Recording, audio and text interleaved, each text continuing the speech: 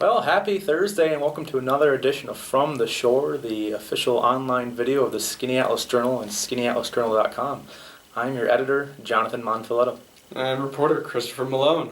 And once again, we're bringing you a Thursday edition of the video because Christopher here has the nerve to actually take a day off tomorrow. I know. How dare he? No, I'm just kidding. He's absolutely earned it. Worked in some long days, writing some great stories. Speaking of great stories, it's a great lead-in. Mm-hmm. He has this week's centerpiece with a story on Marcia Connor from Marcellus, who was recognized by State Senator John D. Francisco as a woman of excellence from his district.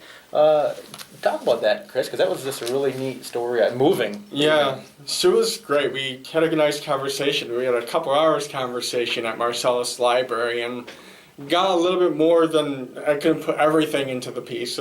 Unfortunately, that would have been a very, very long piece. But no, it was great to talk to her and find out why she was nominated as a woman of excellence by our state senator. And he reached out to her, and to hear her story of being a Gold Star mother is absolutely touching, and it's inspirational because her son was killed during combat in the Persian Gulf, and the rest is history. She didn't know what a Gold Star mother was until she was at her son's funeral, when she was presented with the flag and the Gold Star mother pin. And now she's part of outreach. She contacts other spouses and families in turn whenever there's a loss in the family. I think it's absolutely fantastic. Yeah, it really was a neat story to see someone who went through a tragedy like that and really turned into something positive, helping out others and just being involved elsewhere in the community. And she's not part of Marcellus. Just a quick note: she's not originally from Marcellus. She's from Missouri, and she said one of the moments she kind of teared up was when she was coming home from Arlington, and her and her husband rounded the corner. They saw the memorial in Marcellus with a wreath around it and commemorating her son, and she just felt pleased to be adopted by the community, even though she's not originally from here. Yeah, that was neat too. It just shows the great communities that we get to cover and the camaraderie, if you will, of there's that strong connection between anybody in the small towns like that, which is great. Yeah. Well, if you're looking for musical entertainment in the small towns, I've got some for you. Well, not me personally. You wouldn't want me. you don't want me singing. You'd probably throw something at me. But the Geneva Music Festival is coming to Skaneateles this Friday. This Sunday. Excuse me, this Sunday.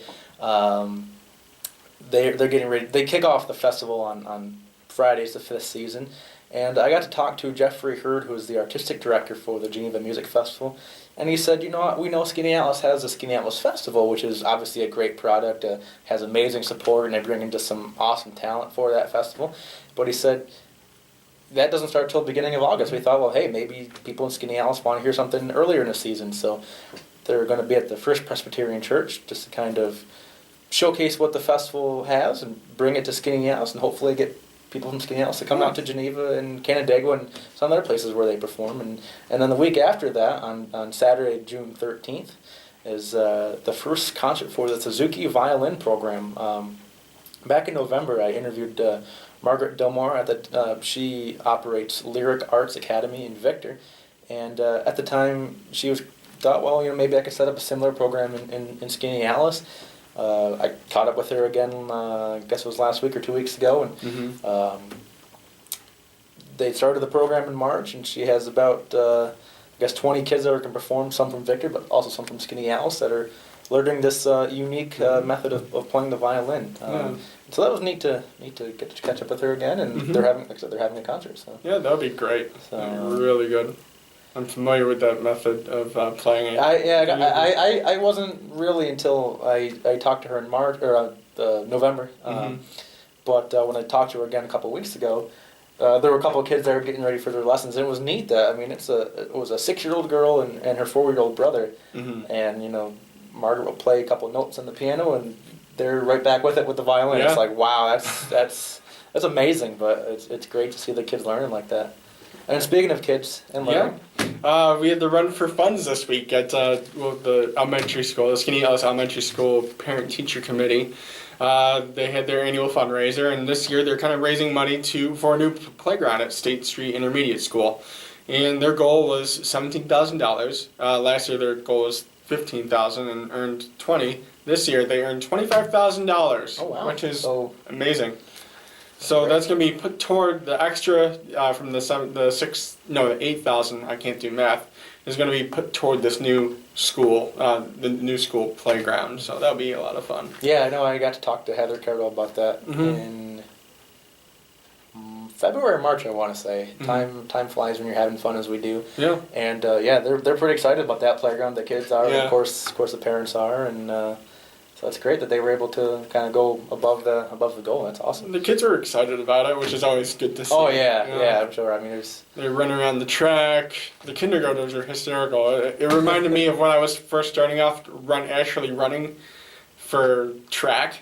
It was such a torturous process. I'm never running again. Hearing these kids, this is never gonna work. It was very comical. And next week's journal will have no shortage of kid-focused stories. Yesterday I went out to Side Hill School, which is the old one-room schoolhouse in Spafford. Actually served as the school from 1813 all the way up to 1956, I learned. And since then, the Spafford Area Historical Society took over the building. And every year they put on a living history program for the fourth graders of Skaneateles and Marcellus. Yesterday it was a Skaneateles class that went, and they get there, and some of them are already dressed in old-fashioned dresses, or shirts and pants for the boys, and they bring their lunches, and it's even in like an old-fashioned metal lunchbox, and then they get there, and the school teacher greets them, and each child, the girls get a bonnet to wear, and the boys get a kerchief to wear, and they each get an old-fashioned name to go for the day, and then the teacher rings the bell, and it's time for school, and they're there for, I guess, about 3-4 hours learning the old-fashioned way, and that was neat. These school districts. Well, this is a historical society that runs the program, but it's neat to see what the school districts are doing and the way they're conveying the information to the kids, other than just, hey, here's the book, read about it. Which is obviously still important, but it's neat to see those kinds of programs going on. I always liked those. St. Marie among the Iroquois over in Liverpool. That was always a fun trip to go when I was a kid. And then we had in fourth grade, there was colonial days where we got to do hands-on stuff like make candles and I don't even know not crochet, needlepoint. That sounds right. Chris is actually trying to say that he's so old that he forgot, because that was his school days. Yeah, those were. Yeah. Chris isn't that old, really. Well, and other news going on this weekend, if you've been paying attention to the Skaneateles High School sports, is the Lakers girls lacrosse team back in the state Final Four. They'll play tomorrow morning, actually, will be the semifinal game against, I forget the name of the team, but I know it was a team, this is kind of important, it was a team that they lost the state championship to back in 2013, just 2 years ago.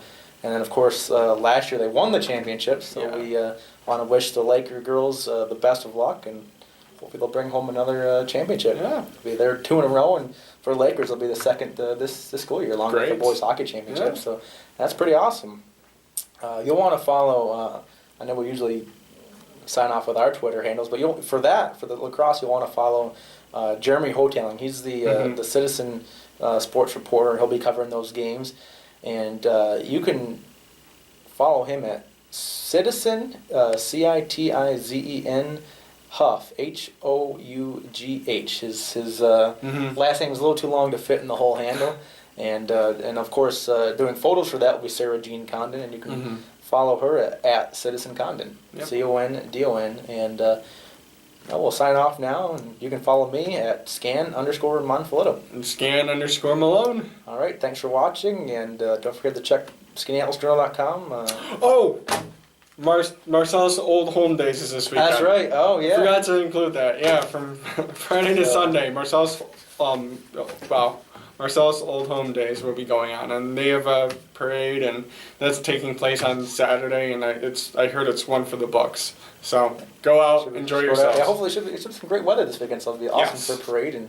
And Eat More Sweets is open. I was there yesterday, so while you're watching the parade, stop down and get yourself a cookie and muffin. So, all right, well. Now we can sign out. Now we can sign off, so hey, See you have a later. great weekend.